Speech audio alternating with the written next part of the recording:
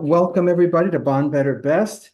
It's going to be a good time tonight, and we thank you for joining us. I'm here with Blake Powers and Moore Glisney, and we're going to be talking about well, who knows what we're going to be talking about. All I can tell you is I've been under the gun before, so to speak, with James Bond, and I'm delighted to be under the gun once again. And tonight I'm drinking Mr. Blackwell's excellent Goldeneye rum with a little bit of seltzer in it, and it's a bit of a tall drink.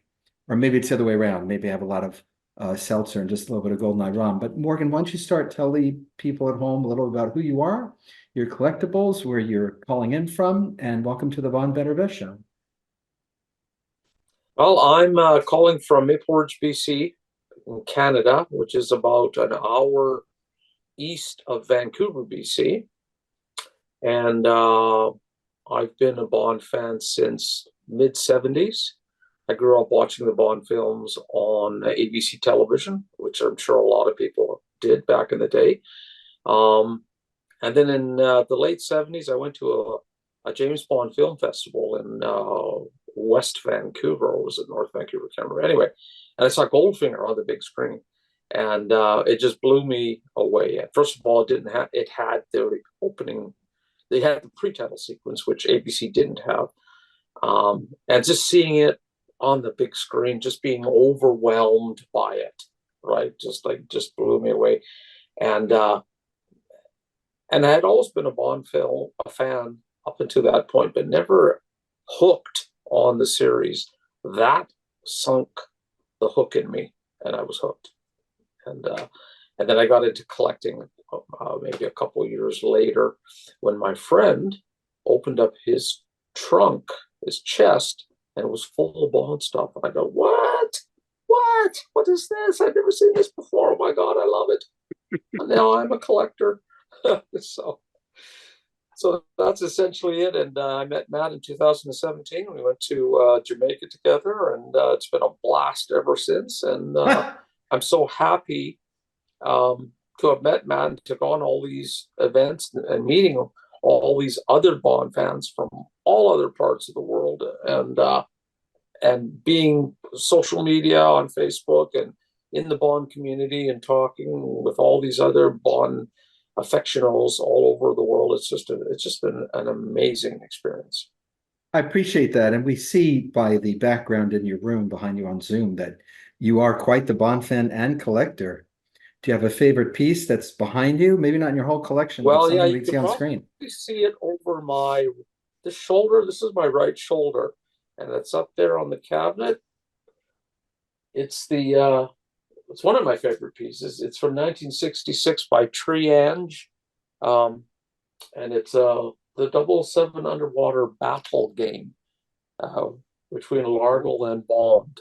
It's very rare, and I got that a few years ago from I forget his name. His last name is Bennett, and he's a big Bond collector in the UK. Nick Bennett in the UK. Yeah.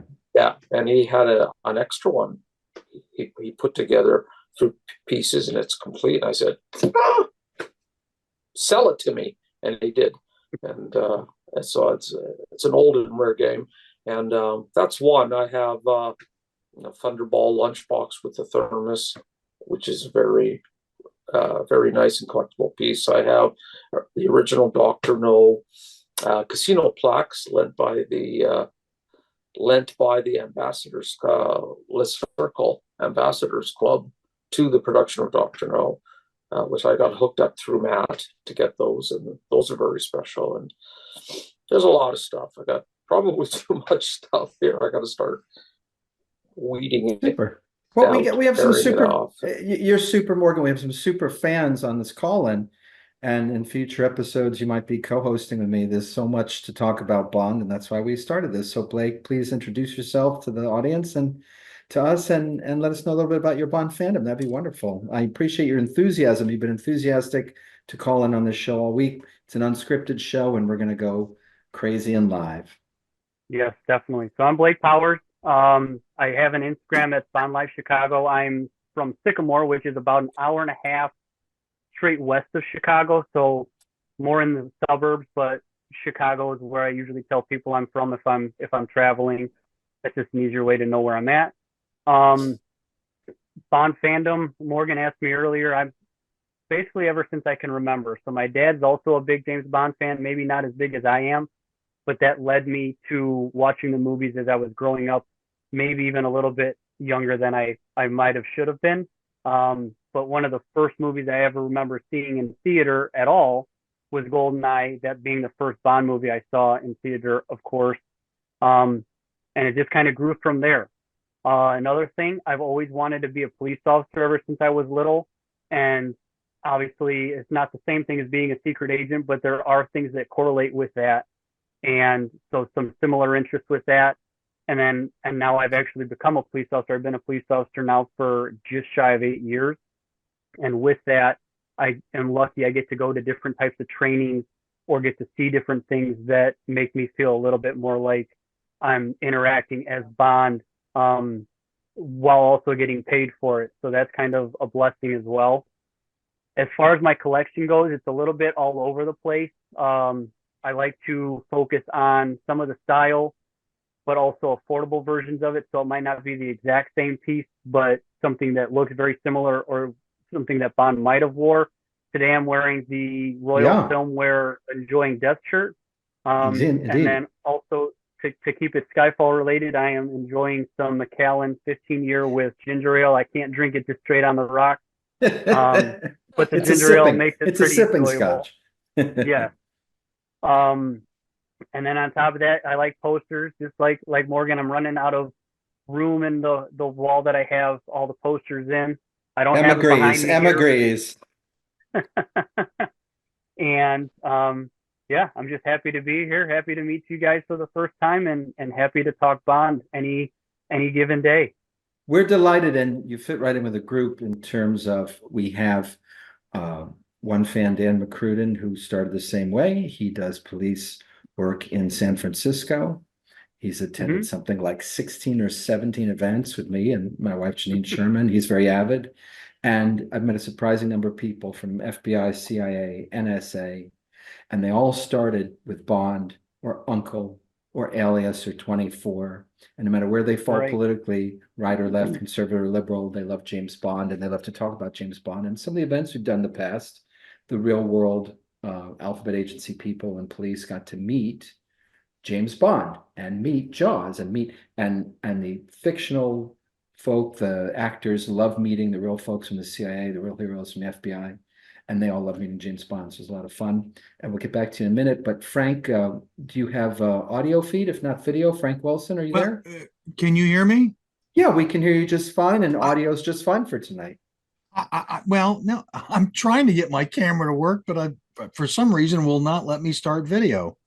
So I It's apologize for that.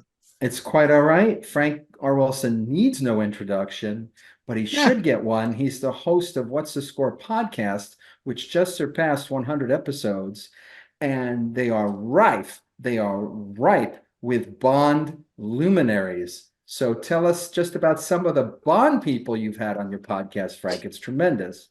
And Well, tell us okay. about What's the Score also.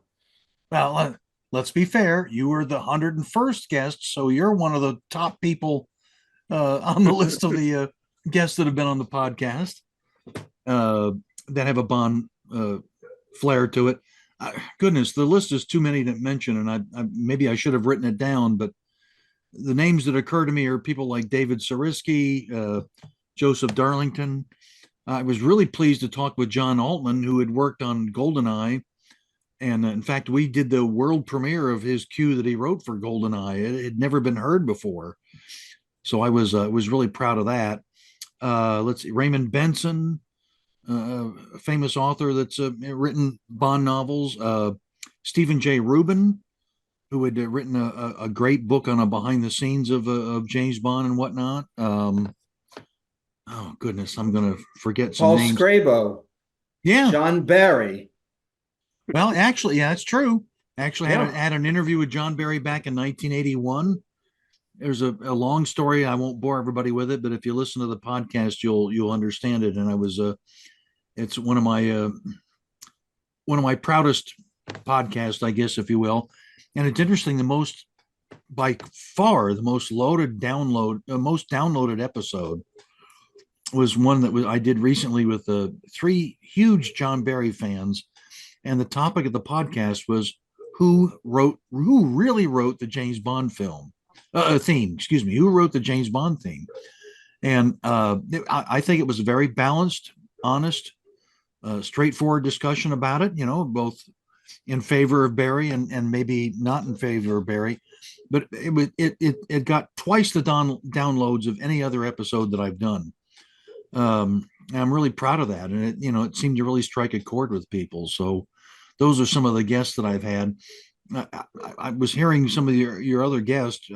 If it's worth saying, I guess I'll show my age here. My my affinity with Bond started back when my mom was going to take me to go see Mary Poppins at the movie theater. And we got to the movie theater, and the line was all the way around the block. This was in downtown Providence. And she said, "We're not going to see that today." And of course, I was 6, 7 years old. I started crying. I wanted to go see a movie. And we're driving down the road going home, and she says, "Oh, okay, well, here's something called Goldfinger. Let's go see that." Okay. Oh, and I don't have a lot of memories of my very early childhood. I have a theory behind that, but I won't bore you with it. But one thing I do remember is we were sitting on like the third row or something, really close to the screen. And two things I remember is I remember a girl painted in gold paint on the bed, 7-year-old boy, and then the other thing I remember was Odd Job getting electrocuted, and how the crowd went nuts. And so I was hooked from I think this was probably 1965. From then on, even as a young boy, I was hooked. And one of the hooks for me, not only were the films themselves, but also I really highly connected with the music, and that's a whole nother story there too. But that's kind of how the whole thing got started for me. And it is a musical connection. So when you have a chance, enjoy the What's the Score podcast. It's exclusively devoted to film soundtracks and this fabulous stuff. I devoured the John Barry, Monty Norman Bond original signature theme discussion. It was a fabulous podcast, as is everything that Frank does. And maybe we'll even do a retrospective sometime, all the Bond films on the What's the Score podcast. Let me tell you a little about the format, and I may hit you all with some questions as well. But we're unscripted tonight. We're having fun. If you enjoy it, we do it on a regular basis. But I've been fortunate, I've been blessed with some insider Eon access and some insider Fleming literary access. I've done events, as we touched on earlier, with real world alphabet agency folks. Janine and I have hosted a lot of events and hosted over 100 James Bond filmmakers, authors, actors at our events from most of the Bond movies. I've been to locations from every Ian Fleming novel, most of the continuation authors. I've been to 1,000 book and film locations in person, at tours. The bottom line is, I challenge you to throw out a question. I'll give you an answer. If I have to fib, I'll make it entertaining. I'll try not to reveal anything that can get me in trouble with Eon Productions, although I'm imbibing. And the thing is this, and it's kind of fun. We're not afraid on Bond Better Best to say what's best. So you will never have me doing a 2-hour review on a 2-hour Bond movie, and you'll never have me saying, everybody loves this. This is all fine and well. We have the courage to say what's better and best in Bond. So we have a lot of fun. So I anticipate some pop-up easy questions for all of us, and I anticipate some challenging questions. Anyone who wants to, go ahead with the first question. The Bond Answer Man is on the scene, and he has GoldenEye rum. Can I start off, since I don't have the video here? Sure. People can't see me. So this will be an audio clue. I'll take Frank Wilson for $200, please. And this may be a little bit controversial, but I've been wanting to kind of talk to people about this. Okay. And this may have something to do with my age. I don't know what it is, but I'm starting to lose my love affair of James Bond. Ooh. And part of it are the recent films, to be honest with you. I don't have anything necessarily against Daniel Craig. I absolutely loved Casino Royale. But after that, it just kind of lost me. And it struck me as that they were being, I don't know. It was like they were so busy in trying to figure out how to win some Oscars that they were more focused on that as opposed to, making a good James Bond film. and you couple that with some of the recent releases of items for sale, of which I would love to get some of them, but the prices are absolutely insane. Are you talking about props or are you talking about replica things? No, well, Clothing? replicas and books. I mean, what? Oh. Yeah, come on, you Yeah. guys know about this book that's like for $1,700 US. I mean, that's ridiculous. 1,750 Yeah. and available at a So that's kind of got me soured on it too. And so I don't know if it's a question. I'm making a comment, and I'm No, just no, curious. I What have other a follow-up people? question for you. No, I have a follow-up question for you, Frank. And it's interesting too. Now, if you want either of those original Dr. No art books, Janine and I have a family member who works at Toshin. They only did 250 of each book for $1,750 each. At the 007 store, they're over $1,900. And so our family member is actually securing them for fans this week. I don't get anything from that, any benefit, any dollar benefit or anything like that. But I've actually hooked up some fans this week, and some of them wanted both versions. Dr. No art books with prints inside. So there's a market for everything. There's a high-end market. Aston Martin's always been high-end. Sure. Some of the brands have been high-end. But you said one thing that before I answer you as the Bond Better Best man, I want to ask you a question. You said something curious. You said it seems like they're more concerned with Oscars than other aspects of the fan base and Bond. What about those films tells you that they're soliciting Oscars? The storylines. Well, but they also have won Oscars. For example, Skyfall, Spectre, No Time to Die, all scored Best Original Song of the Year. I mean, they won Oscars. Right. And if they're For songs, not Yeah. which I'm not discounting that. That's wonderful. Okay. That's great. I didn't necessarily agree with some of the assessments of that, but that's just a matter of personal taste or whatnot. But it's for Bond to die at the end of No Time to Die. That was Bond died? That was come on. We don't want to have any spoilers on here. Spoiler alert. That was Daniel Craig. That's what he wanted. That wasn't it? necessarily. Oh, absolutely. Was it? Come on. Nobody has to read it's between. fascinating. It's fascinating. So here's some things you may or may not It's know. so self-serving. Phoebe Waller-Bridge was drafted to help with the No Time to Die script, and the concept among fans was that she would make it a woke piece because she's a star of Fleabag, which is a woke comedy, and she jumped in and woke up Indiana Jones a bit on Indiana Jones 5. She actually came in and she goes, "Man, this is a maudlin film. You need more humor. I'm the comedian. And you need more jokes in this film." And instead of making it more woke, she made No Time to Die. Very interesting.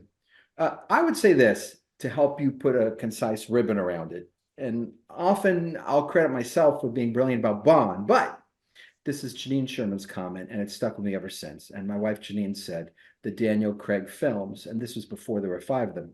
She said they're not the other 20 Eon films. They're not Never Say Never Again. They're Bond films, but they're in their own class. Now we know that they're in their own world, that they're rebooted. Bond wins as Aston Martin. They're in their own niche, their own thing. And the sense is that someone's trying to make a serious film.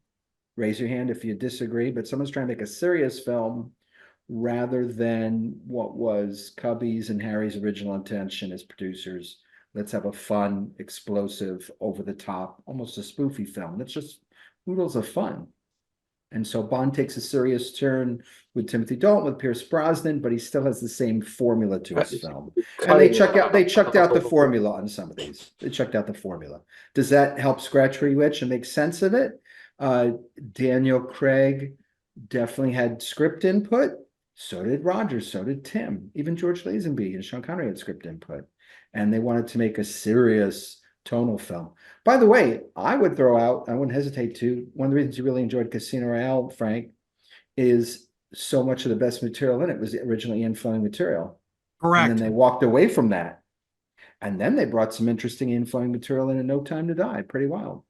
Maybe if time permits, I'll tell you the 35 comparisons between No Time to Die and Casino Royale 1967. So not really.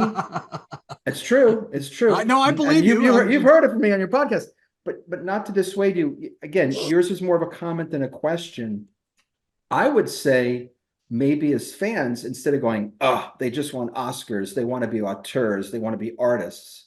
Why not both? I've long thought Bond should have been winning Oscars 50 years ago. True. Best sound, maybe not best continuity, but best editing, best babes, best guns, best explosions. So Best there's a lot of, score. yeah, best score. So, and that's another kettle of fish. But yeah, there's something going on different. And the good news is what? You only have to wait maybe 4, maybe 5, maybe 10 years to see Bond rebooted, and it'll be with a different actor and a different tone. Well, that's Someone else another has issue has a too, is question. this long time between films. It's very frustrating, which is why I'm kind of losing interest. It's like, Do you want me to tell you why the answer, what it was really going on? I mean, it's so early in the sure, program, but I've had a lot to drink. Do you guys want to hear this? Okay. So By all first means. of all, everything in the media is pure horse pucky, right? Because I bet. you have rags in London, New York, the Sun, the Post, whatever, and they go this rumor, that rumor, Idris Elba, Tom Hiddleston, doesn't matter. There's about 5 people who have say on casting, and Michael and Barbara, as the producers, have 4 of those votes. And so the film is going to be produced, and they're going to have say over the director, and they're going to have say over the actor, and there has to be a malleability there, and there has to be a continuity there. So one thing is they need a younger actor, right? That's obvious. I've been saying that for years, because if you're going to sign a 4-picture contract with an option for a 5th, the way Craig did or Roger Moore did, you're going to need them on the hook for 15 years. You have to have a young person, 30 years old, doing it, right? And it's obvious also that person's going to be a male. Barbara Broccoli said he may be a person of color, but he's going to be a male James Bond. Why? Most of the ticket buyers are us, and we take our girlfriends, our partners, our daughters, our sons to the films. But that has nothing to do with why this film is delayed. I'll tell you the 2 real reasons it's delayed. One is financing. Remember that since Cubby signed the dotted line in 1962 with Dr. No, he got a sweetheart deal with Transamerica, or excuse me, United Artists. He gets 50% of the gross, 2.5% of that goes to the heirs of Fleming. So he gets 47.5% of the gross. Michael and Barbara and their heirs and assigns like Greg Wilson and so on, they're getting half the gross. So if you do a Marvel film and it's $200 million, and I apologize, guys, I want to get to your questions. I'll try and keep it concise, but I know you want to hear the 2 real reasons why they're not making a film. If you put in $200 million to make a Marvel-sized James Bond film, it's not the usual, oh, it has to make 400 at the box office to succeed before we put out DVDs. It has to make more like 600, because half the gross, half the ticket sales are going to the Broccoli's and the Fleming heirs. So there's only about 6 companies in the world who want to get in bed for that. Spectre was the most expensive film ever made, and the total run cost from marketing was like 400 million. So they held it open. I told Janine they're gonna hold it open one more week till it's 800 million, then they'll pull it because they need to double their money. And these films are very expensive. Only 5 or 6 companies can finance a Bond film this way. If it's a rogue film, a spy film, they get the gross. The second reason, do I dare say it on Bond Better Best? Should this be a Bond Better Best drum roll? Should I hope and pray that ones don't see this? I'm wondering if Michael and Barbara trust their children and grandchildren enough to run this thing yet, because Michael Wilson is in his 80s and Barbara is getting to the typical age for retirement, and they're very well off and they don't need to make films. They don't need to bust heads, and they do have other passion projects. So they're kind of sitting there going, what do we do? Who do we leave it to? And no matter what we've done since Casino Royale, which is now 17 years old, somebody hated it. Yes, Skyfall had a lot of box office. There was bad reviews and people dish on it. Quantum of Solace, Spectre, No Time to Die, a lot of fan hate went onto those films. So they're in a rock and a bad place. The 2 reasons are only a few companies will get into bed for that much money, and Michael and Barbara may be out of creative ideas that spark them and make them sing. What do you do after you kill James Bond? A long answer to a short question, but that's what's going on. That's the news, the time, and the weather. It will be a 30-year-old man that you may not even have heard of taking this 15-year contract. It's going to be a couple of years from now. I know that Barbara has said 3, 4 years. You heard it here first. Yeah, Yeah. no, that all makes sense. What Morgan And a and third Blake, what do you reason, guys think? well, a third reason that Matt hasn't brought up is that they just don't know what they're doing.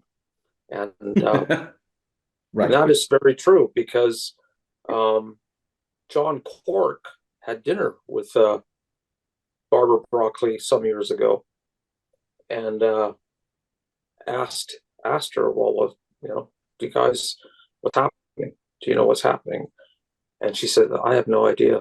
I have no idea what to do. And I heard that through Stuart Bassinger, who runs Dr. Shanahan's Botanical Garden Group. So I truly believe that. I believe they're lost. They have no idea. First of all, they listened to Daniel Craig. It was Craig who said, and this is a quote from Daniel Craig, in a limousine from a Berlin premiere of Casino Royale, he told Barbara Broccoli, he asked her, can I kill James Bond? And she said, yes. But she made him wait 16 more years, so at least there was that. She made him wait. She made him wait. Torch of your father. You're carrying the torch of the character. The torch was passed to you from your father, and you decide that, oh, yeah, that's a good idea, Daniel. I'm going to kill James Bond. Well, the end of the credits say he's coming back, so no worries, Morgan. He's coming back. That's what the end of the credits said. And for those watching who don't know, John Quirk is the official Eon Productions documentarian. He's been an insider since before GoldenEye, since he was a very young man. And Stuart Basinger is always also a good fellow, well connected. And when she says she doesn't know what she's going to do, you have to think about it this way on Bond Better Best. I'm driving down the road. I see a blimp, a Goodyear blimp coming to a football game. I go, that's such a cool spaceship. It should be in James Bond. Oh, it already was, View to a Kill. I'm watching a rocket program and I'm seeing a rocket take off from Cape Kennedy down here in Florida. And I go, man, Bond should have a fight on that. Nope, he already did that. And you only live twice. Oh, he already did that in Moonraker. There's very little that will keep it fresh. This is the only modern movie series that has almost 30 iterations. So they sit there at a creative end. And you're leading me to another subject I could talk about, which is news ripped from the headlines. But let's open up for another question. Who has another question? I just want to say one more thing about it. Sure. I'll let you, because we're the Bond Better Best. What was fresh? What was fresh with having Daniel Craig is you rebooted the series with the first book, and you had a great performance. That is fresh. And you want to keep that going. You don't want to arc the character and kill it off. Now you have to try to recapture that magic you had with Daniel Craig. Sure. Anytime you're going to reboot, but this is not the 1960s. Not the 1960s. No, and you have Batman beginning again, and you have 15 people playing Batman and 27 people playing Superman, and maybe Henry Cavill, maybe not. So they will make another film. And I can tell you a few more things, but at that point, But what they've done is painted themselves in a corner by killing the character. I don't think so. I don't think so. They have multiple avenues to go. I think they just made it tougher to. They just got to think of something new to create. Like Matt's saying, they have to. By him dying at the end of the last one, they have to completely re-envision a new beginning, one way or another, and that's it. That does take time. Or not. Just open on a Swiss chalet and he's skiing down. People don't go to James Bond films to watch James Bond die. Never happened. Never happened in the books, and never happened in any of the previous films. So this was the first, of course, for the series, and a lot of people are not happy with it, with that decision, and that tells me that that Barbara and Michael, I don't know where Michael fits in. Daniel. Yes, yeah, but yeah. So yes, and what direction we're going to take the films? No, it doesn't happen. From Russia with Love is Morgan. From Russia with Love is the fifth Ian Fleming novel, and the last sentence is Bond pivoted on his heel and crashed to the wine red carpeting, and hundreds of people wrote in to go, did he die? Did he die? And then Dr. No came out. It's not definitive. So it's not definitive. It's not true. It's not true that Fleming wanted to kill Bond. He was drafting Dr. No before From Russia with Love was finished being proofed. Yeah. But the point thousands of readers around the world thought Bond had died. He was poisoned at the end. There's a difference between. But they didn't know that until they read the first chapter, Dr. No. Let's move on. Let's move on. But this is the exact kind of playful banter I want to see. Controversy. We're not afraid to talk about controversial things. I hope I didn't open a can of worms. I'm sorry. No, it's a good can of worms, and it's venting because this is what the internet is abuzz with. But Bond Better Best wants to remind you that there are 27 James Bond films, 46, 48 James Bond novels, not even including the Young Bond novels, which we won't include, and the 00 novels and so on. There's plenty of Bond out there to be mined. What a question. Something crazy. Live and Let You mind Die. if I? Yeah, let's hear Go from ahead. Blake. Live and Let Die. Bond Um, goes. Go ahead, Morgan. Bond. Okay, so I'll make this quick. Live and Let Die. Bond sits down to have a drink after a night with Rosie Carver, and he pulls out a napkin, and a card drops down, and it's the Queen of Clubs in an upside position. My question is, and I think I know the answer, but I'll ask it. Was that card meant for Bond, or was it meant for Rosie? I'm going to let you consider your answer. Blake's going to ask a question and we'll get back to you because we have a doozy of an answer for yours, but we're going to hold off on that. Oh boy. Okay. So one of the questions that I had thought of, and you had just mentioned the 46 various Bond novels.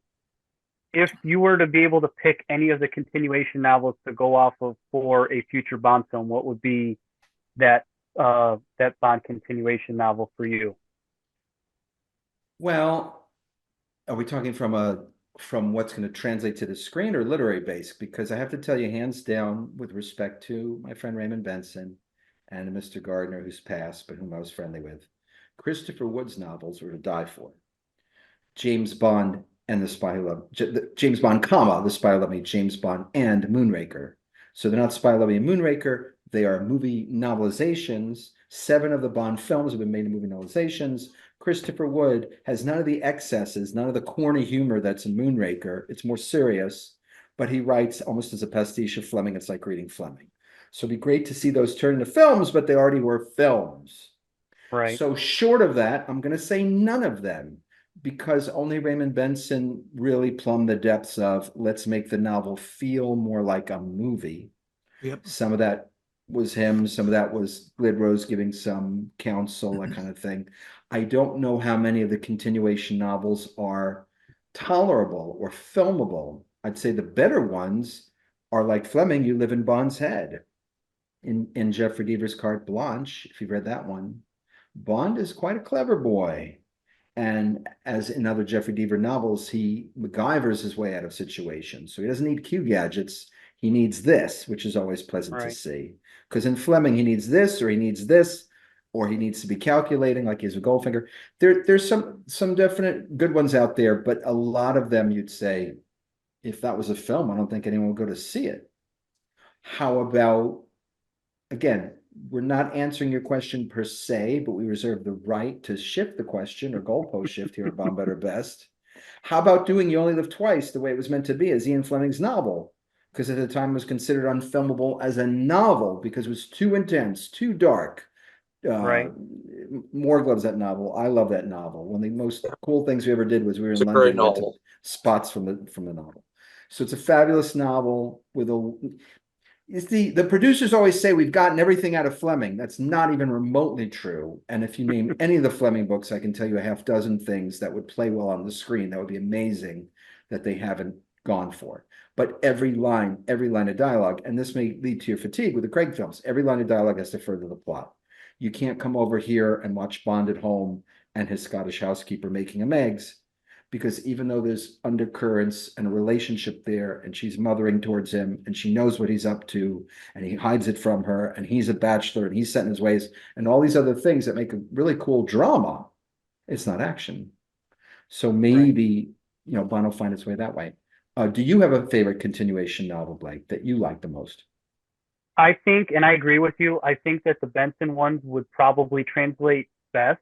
But that could be because he was also writing the novelizations of all the Brosnan movies in between these continuation novels he was writing. Right. But I would probably pick any number of the Benson ones if I had to choose one. Yeah, High Time to Kill. A lot of people think it's its best. Amazing action in near Mount Everest and training in Nepal and scenes. Yeah. And then you have other ones as well. You have Devil May Care, which got panned. It was actually I quite would do, good. since you're Solo. rebooting the films, I would do License Renewed. It's the logical choice, and you can scrap Well, The that's a concept of the logical book. name. It's a And- logical name for the and guy who you can- resurrected from the dead. Yeah. You can hire your writers and all that stuff to will come up with any story you want, but as a title, license renewed would fit perfectly since you have to read it. Good. The Queen of Clubs in upside down position, or the Queen of Cups, rather, from the tarot deck, the Rider Waite tarot deck. It's a deceitful and perverse woman. It's meant for Yep. Bond. It's a tip off because they're playing both sides. So Who the gave him? question Who is, who gave him sent that it? card? Solitaire. Mr. Big is not going to tell Bond you have a double agent you slept with last night, and CIA is not going to tell Bond, watch out for Rosie. She's a deceitful and perverse woman. Solitaire sent the Queen of Cups because that's her language, tarot, and she sent it. And I can say that with impunity because Tom Mankiewicz, the screenwriter for James Bond's, was at one of my events, and we totally did not ask him that question, but he's dead now, so I can say it with impunity. I disagree. I think Mr. Big gave him put that card there, but Bond sat in Rosie's chair and it accidentally came across it. It's a card. It's a warning for Rosie to stay on point, stay on plan, because we know what type of person you are, and we're going to kill you if you don't. Right? I don't think anybody on Bond's side of the support system would have warned Bond about Rosie. Makes no sense. Bond figures this out on his own just through his association with Rosie. But I'll tell you what makes no sense. Up in the hills, down there. Exactly. Good one, Morg. Good one, Morg. You win. She's tripping. My answer was better, but your answer was best. That's Bond better best. I love it. I love it. I was never big on the solitaire thing myself. Dealer's choice. I like what you're saying. Mr. Big sent it. Let's keep Rosie on point. Bond read it, and Bond knew from going to the tarot store, which you've been to that tarot store on one of our Bond trips in Jamaica. We stayed. Yes. There. We deceitful woman. Yeah. No sushi served, only sashimi now. So what's the next question? Let's keep it moving. Let's try to get a lot more questions. I'll be more concise as well. Question for the Bond answer man. What do we got? Frank, you got another one? Yeah, but you're not going to like this one either. Good. Okay. And again, I'm in the back nine of my life, I guess, for lack of a better way of saying it. And so I'm thinking about starting to offload my collection. Now, I don't have anything like the collections you've seen on these auction sites or anything like that, but or in my house, or in Morgan's house. What's that? Or in my house. So, I mean, I've thought about going through eBay for it. I don't have the kind of collection to go through an auction house, and I don't want to give them 10 or 15% or whatever it is. So I was just kind of curious if anybody had any ideas. I'm glad you asked, because I have something like 5 videos on my James Bond Fan Events channel, because it's designed to educate as well, about auctions. And I have to tell you that concisely, whatever it's going to go for on eBay, 5 to 10 times on average, there's some loss leaders on an auction. And what I do for friends, what I was doing even this week with collectors, not just Bond, I have auction houses that I work with. We don't have to queue up online or wait till 2027 auction your stuff, and they do high-end stuff. I have auction houses that do mid-range, and I have auction houses that have a huge subscriber base, and they auction off $25, $50 items. Like, oh, that's a little die-cast car. So we could talk offline, because even in a bad auction or a low-level auction, you're always going to do much more than eBay, always. And eBay's going to take 15%. The auction house is going to take more than 10 or 15%. It's going to take 20%. But I'd rather them give me 80% of $300 than 85% of $15. And eBay is so saturated with junk and has so many items on it that the prices are very low. When I joined eBay for James Bond, this will give you an idea how long I've been on. You would type in James Bond, the search term, and you get 25 to 50 items. Okay. And now you'll get 100,000. Yeah. And don't take me wrong. I still am a huge fan, and still it's going to kill me to have to part with that stuff. But you know what? Nah. I can't take it with me. And my wife is, she's not really into it. And so it's starting to it's Matt and I have a mutual friend who recently offloaded a bunch of stuff, and he's living high on the hog as a result of it. But that's not going to happen to me. But I'm just at a point in my life where, as much as I would hate to part with it, it kind of makes sense to go ahead and do that. And so that's Yeah, why but I asked. also it is like, who's your favorite child? Kill your Yeah. darlings. I say keep 10%, box 90%. But the pain of it is on eBay, you're selling 14 Fleming novels. Well, I just need Goldfinger. And you're selling every swatch done for the Villains collection. You have 25 watches. I just need these three. The auction houses I deal with, some of them, this is a true story. A couple months ago, a friend had a similar need. He was moving homes, retiring, and downsizing. He put everything, I looked at it for a minute. He put everything in 6 cartons, sent it off to an auction house. They took it all. And yeah, at the end of the day, he's only going to have $10,000, $12,000 for his 6 cartons, but he lightened his load. And it would have taken him. You have to also understand that things take much longer on eBay too, especially when you're competing. But just Yeah. because it's in an auction. So that's a good Bond question, because you can't take it with you. Not even Bond can take it with him. Bond died. Who knows what's going to happen? Next question. Next question. What do you think it was about Dr. No that made it be the first one, the first novel that Fleming could get to bridge the gap to be on the big screen? I know he tried so hard with several different novels for many Yes, years, and Dr. No was the first one. I can tell you concretely it was cost effectiveness, but it's a bad myth that Dr. No was done on the cheap. Dr. No went into budget overruns. Cubby and Harry told Ken Adam, and I know he made sparse sets, but they basically said, you have a blank check, you're a brilliant designer at some point, some level. There's layers of financing. But at the onset, it was, look, you guys are going to have 800,000, not a million, to make this film. Dr. No is exciting to some of us who travel. Why? Everything is a London set or Jamaica. That's it. Now, it's not globetrotting. It doesn't go to 6 countries. It doesn't have 6 units filming in 6 places at once, Blake. But they knew they can go to Jamaica. They knew they could score cast and crew and extras like Marguerite Gordon, beautiful lady in the film, right? Terrence Young meets her at the airport and so on. And they could do this film inexpensively and do it well and stick it in Jamaica, and it would be a haven to film in. And Jamaica wanted to give them a break and wanted to flex its post-colonial muscles. The difference between the book and the film is that Jamaica's now independent, as Fleming was prescient about it, said it would be. Right. So they said, look, we can make this film inexpensively. Now, why Dr. No? Why start with the sixth novel? That's part of your question too. Because Casino Royale, Charles K. Feldman had the rights. It wasn't going to be made till 67. Broccoli partnered with Harry. Harry got all the rights at a luncheon at Lay's Ambassadors Club with Fleming, but he only had the 13 books. So they'd have to start with Live and Let Die anyway. And like, we can't really afford the sharks and the mines and the explosions. Let's go to Jamaica. And it's to fans' benefit, because one of the privileges of doing these tours is I've been to almost every scene in Dr. No. And they use them effectively. So we went to Morgan's Harbor, which hotel is in the novel Man with the Golden Gun, which is in the movie Dr. No. But I took the fans around. Why? Because they did 7 or 8 film scenes there for like 45 minutes. He's meeting Quarrel. He's getting the radioactive device. He's at the bar. He's dancing. Look, there's Chris Blackwell dancing. Look, he's twisting her arm. Look, here's his room. So we went to the room where Sean Connery stayed during filming, went to the room that they used to put a spider on his arm. They did 45 minutes of the movie there. They did it inexpensively. That's why Dr. No was the first Bond film. Additionally, it hadn't been a million years since it was done, whereas Casino Royale would now be going back 10 years, right, before production, 1953 publication. Dr. No was a few years up. Dr. No had good sales. Dr. No was post from Rush with Love, which President Kennedy famously admired.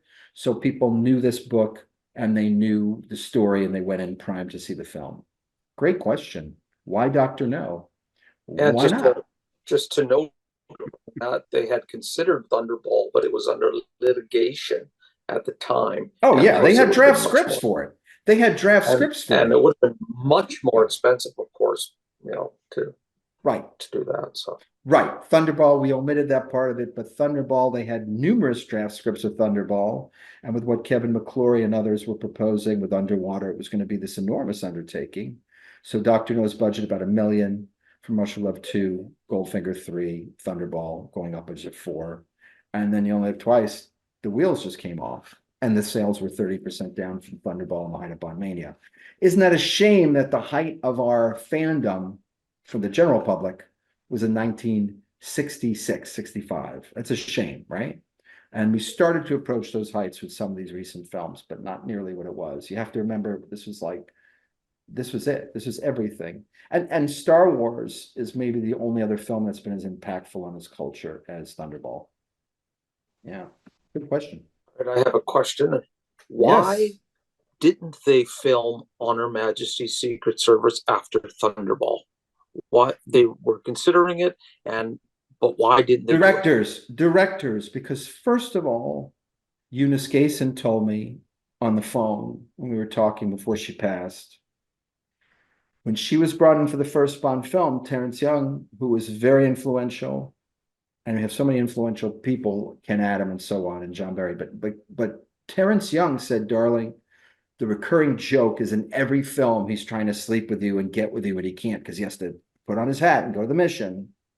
And he literally said to her, you'll be in 6 films, and the 6th film, Sylvia Trench will get married to James Bond, and it'll be a tragedy. It's called On Her Majesty's Secret Service. But Terrence Young didn't do Goldfinger. We love Goldfinger. It's a great film, probably the greatest Bond film, but that's Guy Hamilton, obviously. So it's a matter of Terrence Young sort of not being there for Twice and Lewis Gilbert and so on. And also at the time, Japan Bond mania was still very, very, very high and wasn't tapering, and they loved James Bond, just like they love many Western cultural phenomenons. So, again, this is the era of come on in. You may be getting a tax credit, like some Mexico $10 million tax credit on Spectre, come film in Mexico City, but you're going to get ingenue to You Only Live Twice society, and we bring these actresses to you, and you're going to get favorable treatment, and they wanted that for Sean too. And if you had Sean for You Only Live Twice, would you put him on a freezing cold mountain? Or would you put him in Japan? They thought Japan would be the way to go to keep him happy, by the way. Very good question. Next question. What about just one other thing? What did it have anything to do with the weather in Switzerland, like the low snowpack or something like that? I had nothing to do with the weather, and had nothing to do with the weather. One of the most infamous stories of all Bond fandom is the WAG, who's supposed to be an influencer. Well, we didn't use the word influencer back then. We didn't have social media, but the influencer who sat up on a stage and he has like Mihama from You Only Live Twice on, and we can ask her questions. It's been 40 years, and he turns to her and he goes, "You filmed in Japan in the summer. Was it hot?" Brilliant question. We want better questions on Bond Better Best. It's not the weather. It's also on Her Majesty's Secret Service. They didn't have the lighting they needed. They invented new kinds of camera lenses, lighting, and filters. They were building Piz Gloria and putting like sheets over the windows to get the angles and the lighting they needed. They were flying helicopters to get the crew and the cast up there. And as you know, Piz Gloria, like in the book, here's the ski resort down here. Piz Gloria's up here, up in the mountains down there. So they're flying people up in helicopters like George Lazenby. The helicopters on very thin air. Majesty's is very difficult logistically. Twice was the easier film all along. So, hey, we've got Sean. I don't think Sean feels like us bothering him right now with an emotionally ranged, nuanced film. Put him in. Yeah. So I wonder if Piz Gloria was actually built, or was like, because Eon helped finish building it in 69. Yes. Back in 66 or 67, I wonder if it was actually even there. But let's face it, they didn't need Piz Gloria. They needed anything. By the time of You Only Live Twice, it was completely cut from whole cloth. The first 4 movies are arguably the 4 closest to Ian Fleming, other than Majesty's. And they just, hey, let's do whatever. Let's just do whatever. Nobody cares. We don't care. Now, they did care. And I want to balance that because Cubby Broccoli frequently took Fleming to lunch. Where? At Les Ambassadors Club in London. You and I were there recently, Le Circle, in summer. And he took him to lunch all the time because Fleming liked a good lunch. That was the toniest club of all, the St. James's Club of the 18 local clubs. That was the fanciest, never got raided by the police before the Gaming Act of 1961. And in 1962-63, before he passed, Cubby kept lunching Fleming. Tell me about the character. Tell me about the motivations. Tell me about but by the time You Only Live Twice, it doesn't matter. We don't need a mountain. We don't need anything. Bond is bigger than anything. Bond is bigger than you, Sean Connery. We don't need you. You're just a Mhm. guy in a suit. You don't have to be a partner. Interesting, huh? Next question. Keep it rolling. What? Can you hear me? Yes, we can see you Yep. too. Yes, and we can No, see you. I switched to my phone. That seems to be working. I'd rather fight than switch. Did I'm trying to remember where I read it, but I heard that part of the reason why Connery got so uh, upset and wanted to, quit the role and those sorts of things. With Sean and most Scotsmen, it's always about money.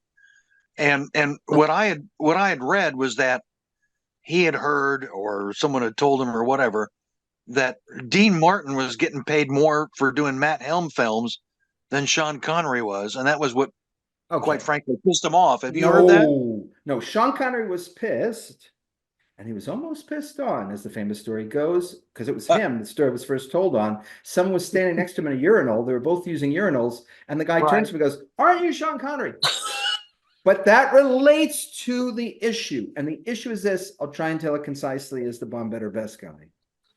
They filmed Goldfinger. Sean is a private person who doesn't like to wear suits. He likes to wear blue jeans and play golf on his day off and not be bothered. His marriage to Diane Cilento is up and down. Women after Goldfinger are taking panties, and he has a gated home where he was living in London, and throwing their underwear over the gate.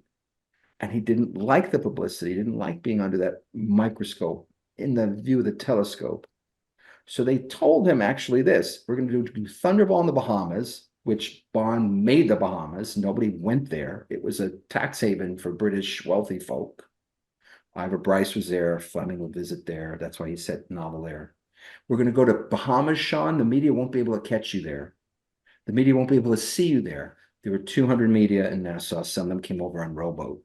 And they hounded him all the time. So they go to Do You Only Live Twice, which he says is my last film.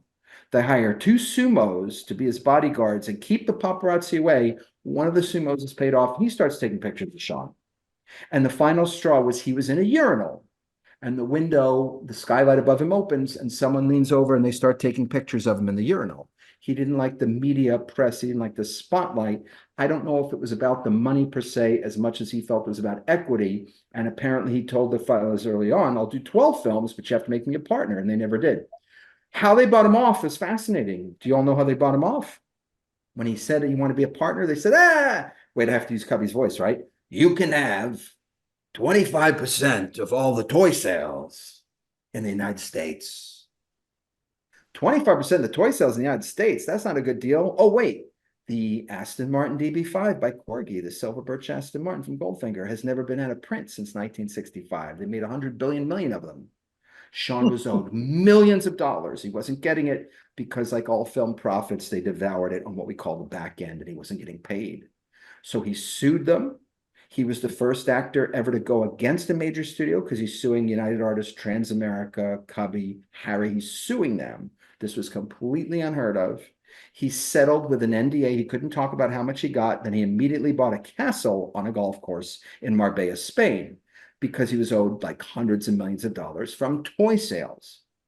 So it wasn't necessarily he was a money grubber. He first wanted to be a partner. They wouldn't do it. They wouldn't give him the creative control. He was getting bored. He was getting frustrated.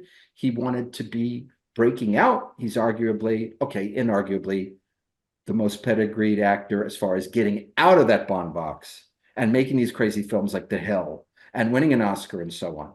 And it wasn't money. It was, for him, it was justice. And he sued them and broke the backs of the studios. And this changed the whole studio system. Sean Connery did by suing Cubby and Harry, because after that, artists felt like, I don't have to be MGM's boy. I don't have to be United Artists girl. Where the days were broken where you just do all your films for one studio. He was the first person to fight Hollywood. It's an amazing thing. But it was the publicity, the pressure, the money, the justice, and also he just loves a good fight. We'll mix shit up. And Another great question. He was that way his whole career too. I mean, if you talk about injustice, no matter what the film was, he was always very careful about the money matters and those sorts of things. And if he felt he'd been wronged, he wouldn't hesitate to say something. And he had what the Greeks call thrasos, guts. I'm Yeah. not wearing a hat because I'm balding. I'm wearing a hat because I need a haircut. And Janine couldn't give me a haircut before the Zoom, you know? But Sean was the first major, good-looking, lead, handsome dude who just took his toupee off and started playing bald roles, like in the 60s. I mean, he had a lot of guts, a lot of will, a lot of drive. He wasn't agree. classically educated, he wasn't college educated, but he was a voracious reader. And so he tried experimental methods of acting and different things, and he tried to do different things and break out. And he had a lot of guts. And he walked away. I wouldn't have walked away. It was an easy meal ticket. He walked away, and he wanted to walk away after probably Goldfinger. Pretty wild, huh? Question to us. Would they still be making these films if it wasn't Sean Connery and Dr. No? I don't think so. I think he brought a lot to the screen. Now, if Roger Moore had been chosen, who was Ian Fleming's second choice, because David Niven was his first, that was a no. How about this young guy, Roger Moore? Roger Moore, think about it, would have done 14 Eon films. Wow.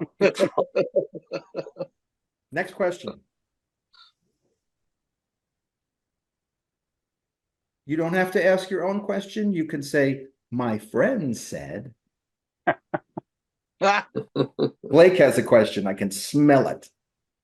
Who do you think, or in your opinion, is Sean Connery. Bond's most formidable adversary? Whoa.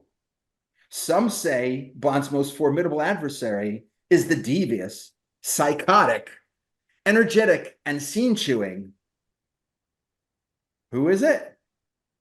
Raul Silva, right? Javier Bardem. And Javier Bardem is formidable.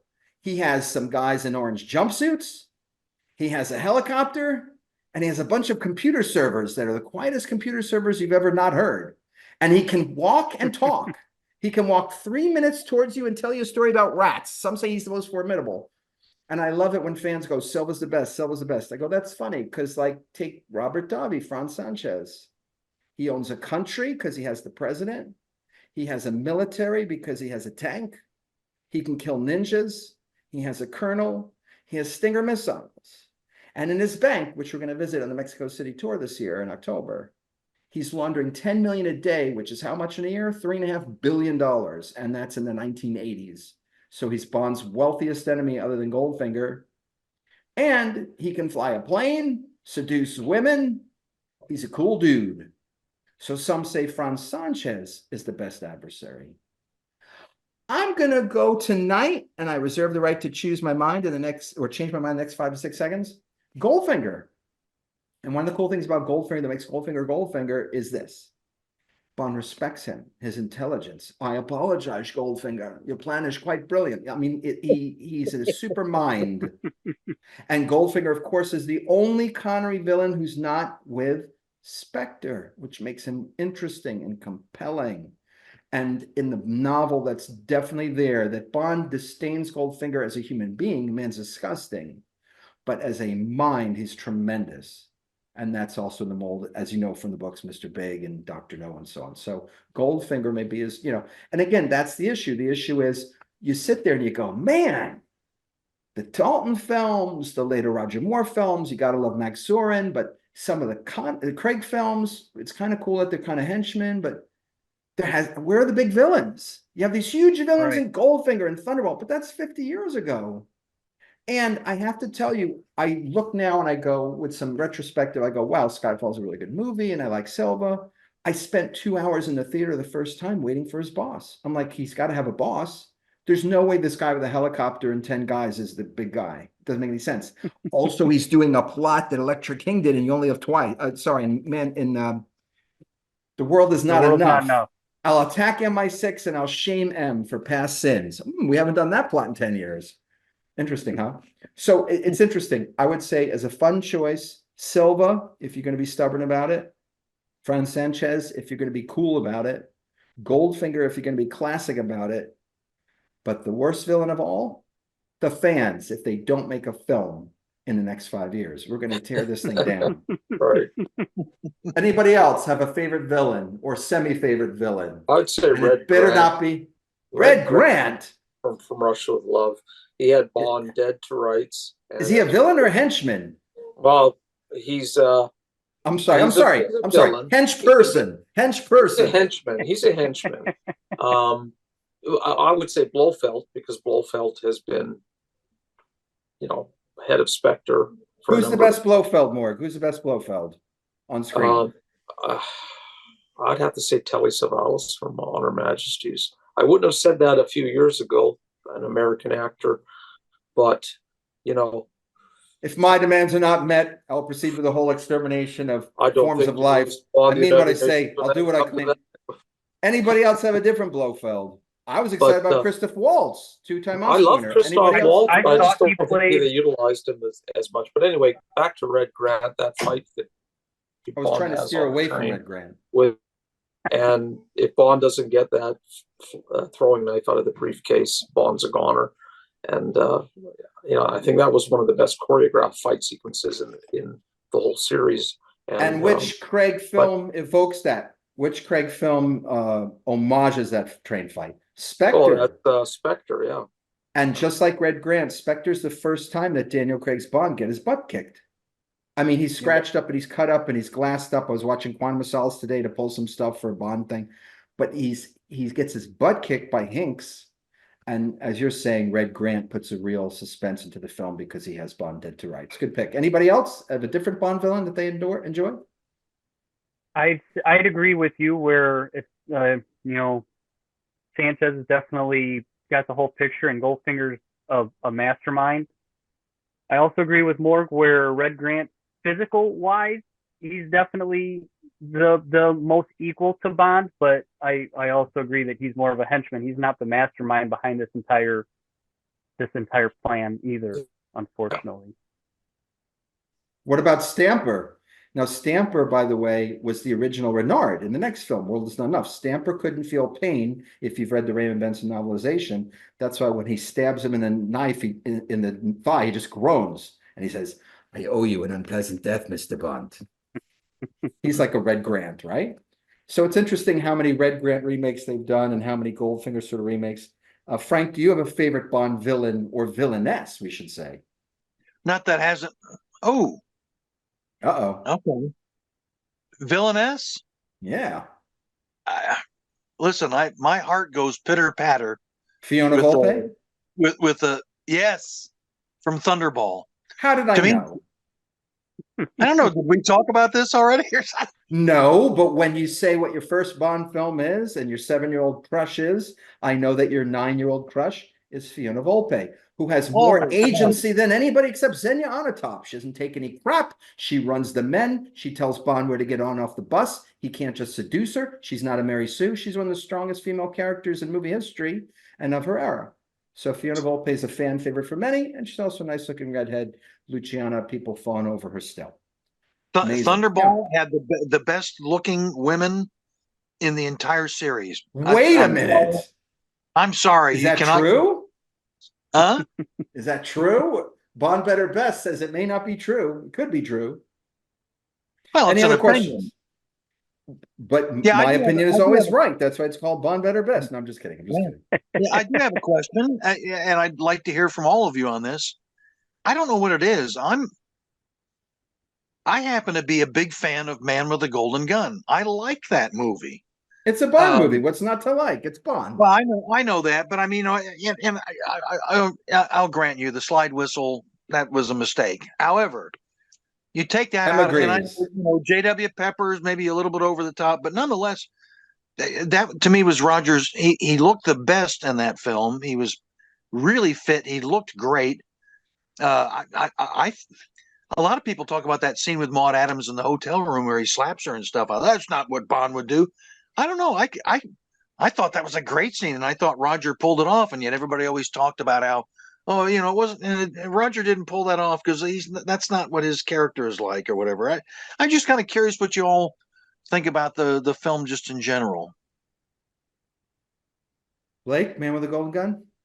For me, it's not my favorite Roger movie, but it's so really the Moore era is a little bit difficult for me to watch and enjoy most of them. I enjoy The Man with the Golden Gun, Live and Let Die, and The Spy Who Loved Me. I'll watch those ones any day of the week. The other ones, not nearly as often as any of the other movies.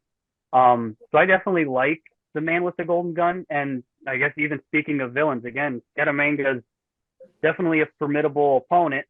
Again, I don't know if he's necessarily on the same mental aspect as or level as Bond is, but Science was never his physically strong wise point. and right, he's got the golden gun, and he's got he only needs one shot. So I think that that's definitely a good matchup for him as well. I think they did a good job using aspects of the book, but at the same time, kind of creating their own story with that one, and it was still relatively believable, and it was good for the movie screen. More Golden Gun love? To me, it's a weak entry following Live and Let Die.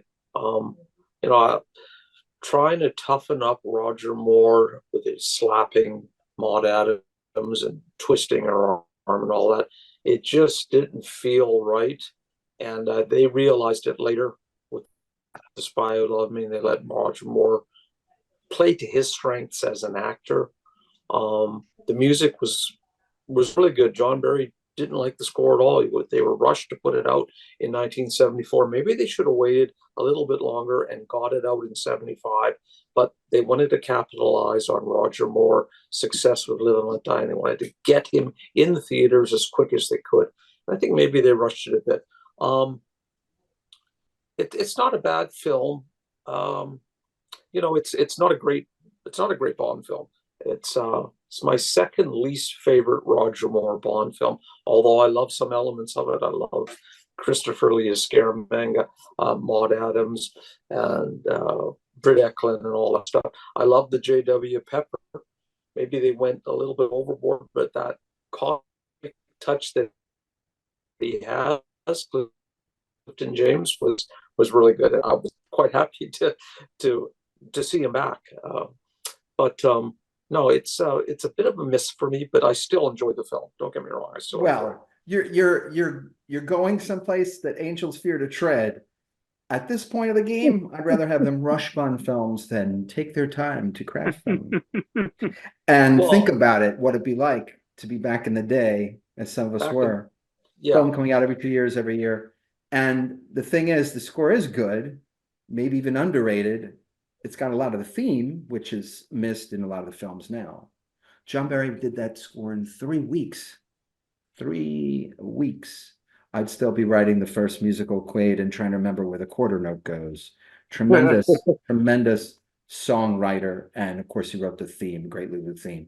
I would say it's an underrated film. Let me just say it this way. On the Bond Better Best scale, it gets a bomb best. It is the best film at being a blue, dirty film. Chewy, the Golden Gun is a phallic substitute, rubbing Maud's lips. He makes love right before he kills. It's a bit kinky, says Q when Bond asks for a third nipple, like it's the dirtiest Bond film. Far and away, it even outpaces Die Another Day's romantic romp off the island in Cuba or on the island of Cuba with Halle Berry and Pierce Brosnan, which is pretty blue. So it's a dirty film. It's a funny film. It's got that great Tom Mankiewicz dialogue. I have to tell you, people who hate, I can't truck with such people, but people hate Diamonds, Live and Let Die, Man with the Golden Gun. They're constantly quoting those films, because there's that snappy Tom Mankiewicz dialogue. If you've read early drafts of it, wow. You've heard of High Fat? There was once going to be a low fat High Fat's twin brother. I kid you not. It's not a joke. That is not a joke. So can I tell you a quick story? You remind me of something. Sure. Back in the early 2000s, I lived in Singapore, and at that time, I don't know if it's still in place, but they censored films, not a lot, but some. And the word was that they had taken out a few seconds of Die Another Day. And of course, I was really curious. I happened to end up making a business trip to London, and the movie was still playing. And I said, well, I got to see what they took out. You know what they took out? They took out Halle Berry going, that was it. That's all they took out. They took out the best part of her acting. That makes no sense. I have to tell you, I I will never do a scene like they did in bed because I have a body that's built for podcasts, that's built for radio. Man with a Golden Gun is severely underrated, but I'm a Pollyanna. All the Bond films are severely underrated. You pick your worst Bond film, it's better than a kick in the teeth or a stick in the eye any day. It's James Bloody Bond. And by the way, we were talking about novels made into films. Man with the Golden Gun would be a heck of a film if they had the courage to do it just as written, because it's subtle and it's challenging. It's an underrated novel as well. Let's do Gentlemen, I hate to say this, but Yeah. I'm going to have to call it a night. But I've thoroughly enjoyed it. I really have. It's fun talking about this topic, and I appreciate you letting me kind of join in. And Sure. I wish you all well. And I look forward to maybe doing this again sometime. Thanks very much, Frank. Nice We talking appreciate with your you, Frank. time tonight. It was great. We Nice wish to you meet you well. guys. And we'll grab another question or two and close it up on our end too, because we've gone over time. Not that we ever had a time. Thanks again, guys. Yeah, let's take another question or two real Nice quick seeing because you, I'm Frank. almost out of liquor. Go ahead, Morg. You go. Oh, I was just going to say, Matt, you know that picture behind you by Gerald Wadsworth, the Octopussy print from the book. I noticed something. I don't know if you've noticed this too, but the golf club in that picture is left-handed. Now, I don't know if Major Dexter Smythe in the book was left-handed, because you can see the back of Yes, the club. you can see the back of the cotton iron. And Jerry's not a golfer, but I'll have to ask him why he chose to do that, because I don't remember from the short story that Major Dexter Smythe was left-handed. That'd be something we'd have written a paper on by now. Pretty interesting. I don't know if they've ever mentioned if he's right-handed or Yeah, left-handed. and Blake, it's always good. It's better than good to have a fan who does, what do you call it? People don't do it anymore. Oh yeah, read. You're reading the Bond books. Do you know what it's like to go to an event? And it's okay. There's all kinds. But when was the last time you read a Bond book? I don't know. I read Goldfinger 40 years ago. It's but Jerry Wadsworth, who's a very gifted artist, took up watercolor late in life. Watercolor is very unforgiving. You start with your lights, work to your darks. If you have one still, one stain, you can't go over it with like an oil painting.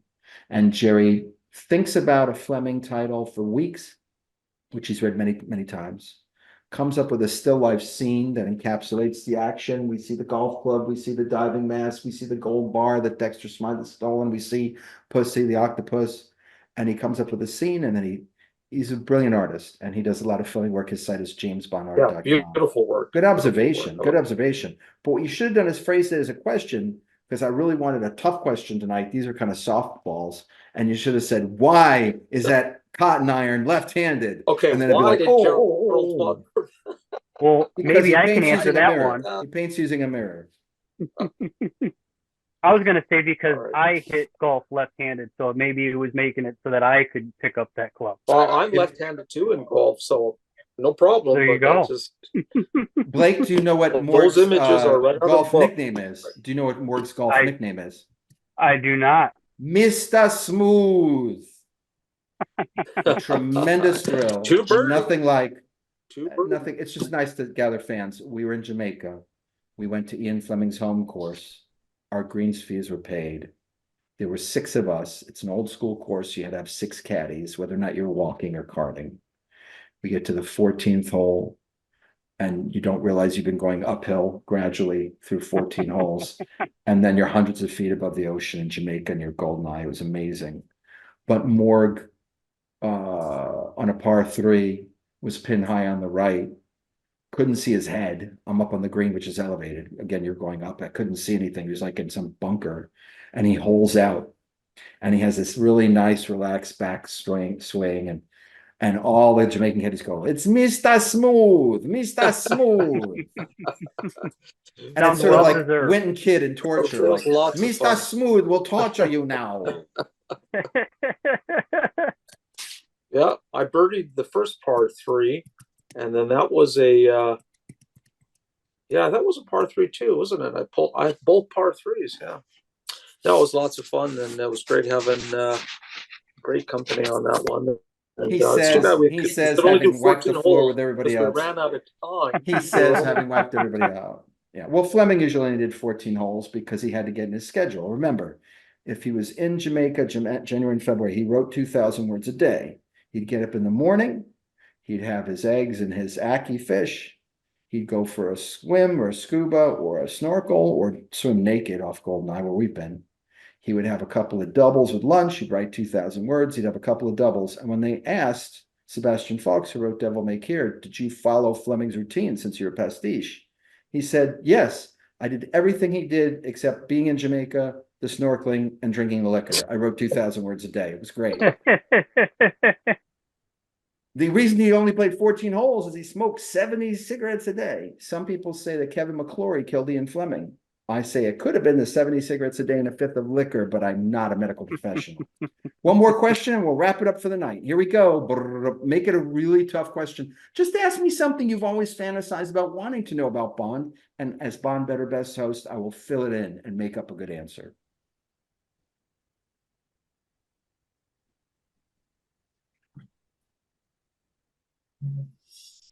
If you think, or if Bond was able to sneak his original handgun away from Major Boothroyd and M, do you think he would have kept that and then we would never have had the Walther PPK? Yes. And with that, we end the show. The Beretta was beloved, if you remember, from the Dr. No novel and the film. It's been in service for 10 years, and he enjoyed it. In the film, they make it a gun issue. It was actually the silencer in From Russia with Love that jammed when he was fighting with Irma Bunt, right? On the pole. But the Beretta is what I hold, because some of our Bond events, we shoot Bond's guns. I've shot an ASP from John Gardner, a P99 with friends, a Walther many times. A Beretta is my favorite. It's this tiny little gun. I have a model here in the room, and it can be concealed in a man's large fist. So it's a real spy gun, right? Because you know from your police work, when Pierce has a P99, it would print like this in his tuxedo. And in the film, it's cut the camera away. Here's the gun. And nice and light in a lady's handbag. Right, because Boothroyd wrote Fleming and said basically that. And even Boothroyd got some details wrong and was corrected, but Fleming, who was not a gun expert, appreciated his enthusiasm, his passion. And the one regret of my life is I wasn't born 30 years earlier. I could have met Fleming. He would answer fan letters, hundreds of them, winsomely, cheerfully. And so he employed Boothroyd. Boothroyd put the Walther in Bond's hands. So that was a book change that they found for Dr. No. Anyone notice the unusual thing in that scene that M says that's obviously dubbed? Same scene, sitting in the room, getting the gun. It says MI7 or something like that. His mouth says MI7, but his lips say MI6. And people go, was that a continuity error? No, they decided probably wisely not to name MI6 in the film. Since I've been head of MI7, there's been a reduction in, and I intend to keep it that way. Very interesting. 30% drop to double O casualty. Yeah, and maybe for the next Bond Better Best, we'll talk about how the James Bond of Dr. No has nothing to do with Ian Fleming. I can think of at least 8 things he does differently than Ian Fleming that make him a totally new character. For example, why is M so upset all the time that Bond knows everything? Well, there's one thing you're not an expert on, because God knows I don't need espionage agents running around protecting Mother England who are good at things and expert in things. And then why does M, as Judi Dench, always crack on Daniel Craig? The man's the most gifted man in the world. He can fly a helicopter. He can fly a transport plane in Bolivia. He can even speak Spanish to smuggle or switch Camille's Jeep for the plane and bargain with her. And he can speak Italian, and he can speak Russian. He can, he can tell someone he's Mickey Mouse in Italian on the He can read Russian. He can fly a plane. He can disable nuclear weapons. He knows how to use EMP devices to blow up people's heads. He's amazing. Daniel Craig is the most amazing Bond. So totally nothing to do with Ian Fleming, right? Yeah. Suspense of Ian Fleming is Bond can't fly a plane. So in Goldfinger, there's real suspense. He has to hold a gun on the pilots, and they have to ditch in the ocean. What's going to happen? Tune into the book to find out. Thank you, gentlemen, for being here and being so generous with your time. And let's be honest with the audience, because when this goes on to YouTube, who knows what an audience we'll get? I'll send it out to thousands of subscribers, but we'll see who really likes us. We'll know who our friends are. Tell your wives, tell your kids, guard your house. We appreciate your service in the police force up in the Chicago greater area, Blake, and Morgan, you Thank with you. Station C Canada, a very active influencer with the Canadian fans. And when the next Bond Better Best happens is up to you, because you guys have been great with questions as well as with your answers. I've enjoyed every second of it. Couldn't wait to do it again tomorrow. But whether it's next week, next month, next year is up to you. And we'll see you at a James Bond event near us soon. What's the next James Bond event, Blake? I'm glad you asked. We're going to Mexico City. Morgan and Colleen are going with us. And right now we're working on a European event for 2025 as well. And all of these are going to be rife with Bond locations. So Is we there look a forward to seeing chance? you there. Is there a chance we might go to England again this year, Matt? That I just got a note from Dr. Ian Kinane, who you know, we're in the James Bond Studies Conference, and the wheels are turning slowly there. And their camp is saying London in 2025 for another conference, which Okay. means the conference would probably be in Florida this year, a spy and Bond conference where, Blake, you could come and hear presenters talk on the issues. Right. Awesome. So Morgan and I were just at a conference in London where I was a keynote speaker, and he got to see a dozen presenters, academics and others present on Bond. So very, very interesting time. And we are dying to go back to London, also because we went to see 275 James Bond locations in London, from all the Fleming books, the continuation books, and the films. We saw locations from 21 James Bond movies in a week. It was like, oh, today is just GoldenEye, tomorrow never dies, world's not enough, die another day. Then tomorrow's Casino Royale, da, da, da. And then we got in the countryside around London, and we saw from 5 James Bonds in one day, including Morg's favorite Goldfinger. That was a blast, wasn't it, Morg? It was Very awesome. cool. My favorite film. All right. All right.